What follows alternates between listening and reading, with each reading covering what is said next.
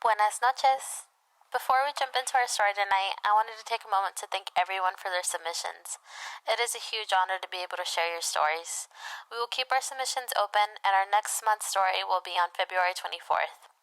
Our hermana today asked us to keep her anonymous, so in the spirit of solidarity, members of our community will take turns reading tonight's story.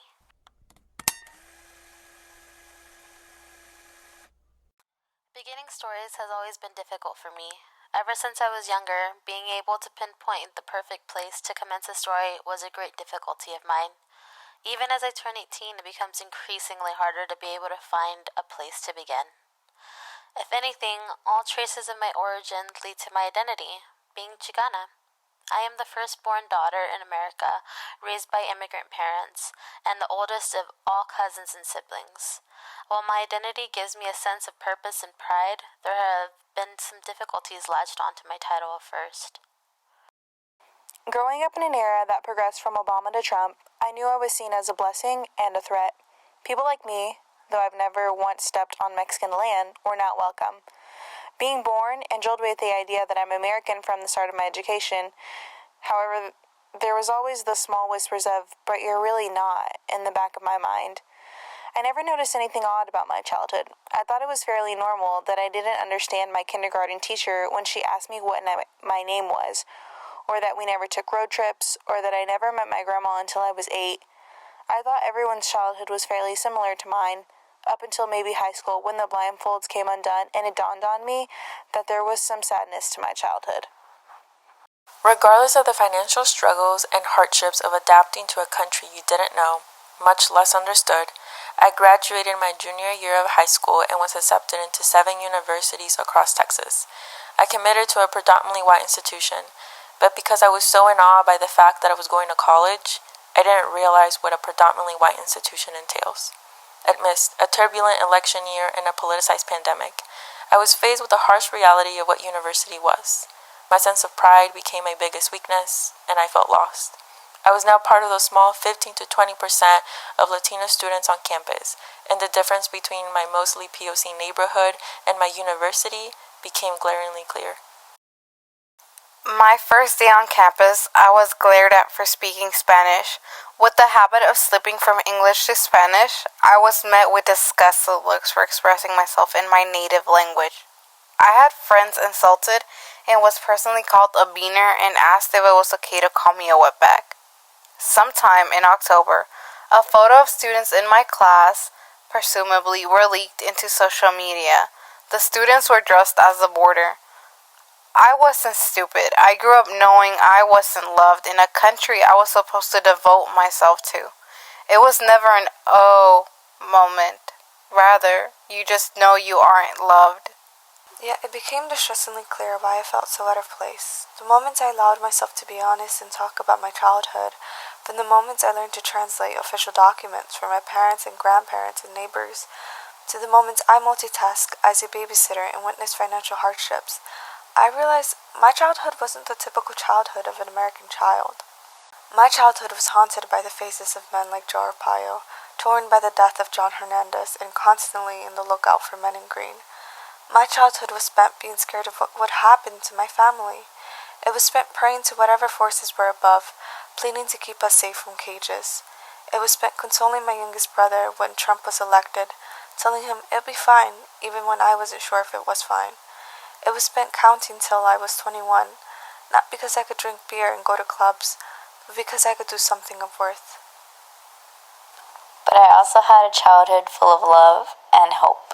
I spent summers outside waiting for an elotero to pass by, watching TV through nearly static while my mom braided my hair for school, or counting down the minutes to cut through a rosca.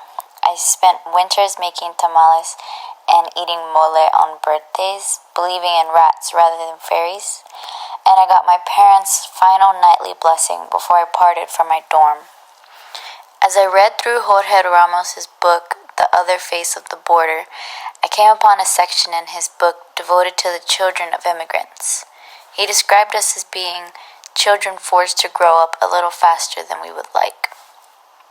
While I can argue my parents let me dream, I understand now that the traumas of the border shaped my upbringing.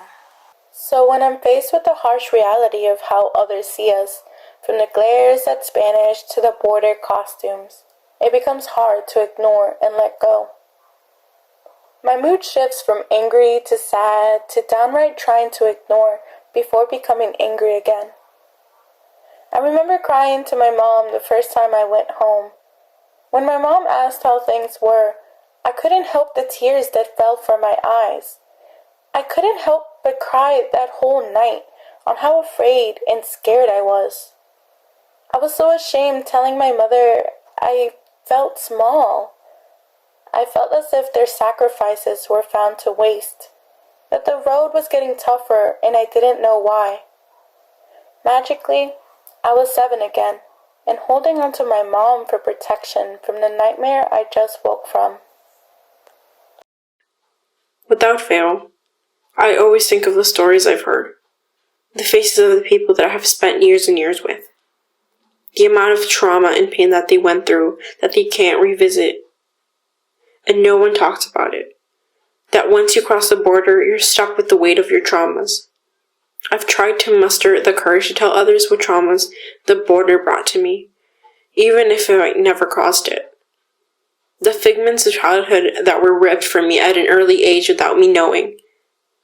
The cost of immigrants' guilt that affects Chicanos, particularly those unable to bring their own troubles to parents who gave it all. There is so much that was stripped from us without us realizing. We never stood a chance. Yet, our identity is beautiful. Being the first Mexican-American daughter is beautiful. It hurts, aches, and even makes your stomach turn. But there is so much history that runs through our veins.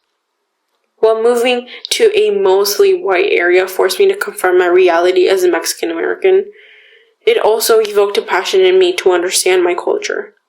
I've indulged in books and readings and stories. I've learned to connect with others who felt the same way. I found beauty in fabric and my language. Though their intention was to ridicule me, it sparked a fire in me.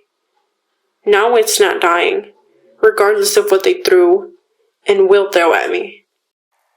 It doesn't get easier. Weeks later, I came face to face with someone in the photos, and the feelings never get easier. But while I understand that I can also be angry, I can also control what my reaction is.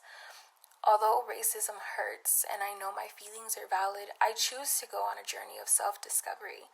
I want to raise my voice and connect with other Mexican Americans, others who feel or will feel this way.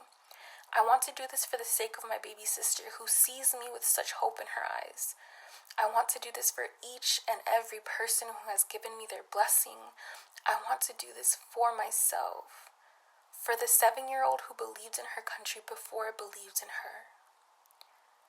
The journey gets harder, but I like to think that I'm just beginning. And that concludes our first Hija story time. We wanted to end this by also saying thank you to the writer of this beautiful story time. We know that these stories are immensely hard to write, to share, because they call for so much vulnerability from us. But we are very thankful that you decided to share your story, and we hope that today's submission encourage other hijas out there to submit stories like this one, or stories that you want to share with us.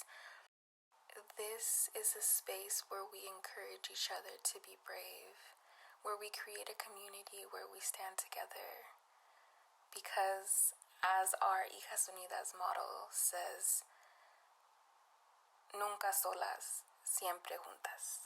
Thank you for listening. We will see you next time on our next Hija story time.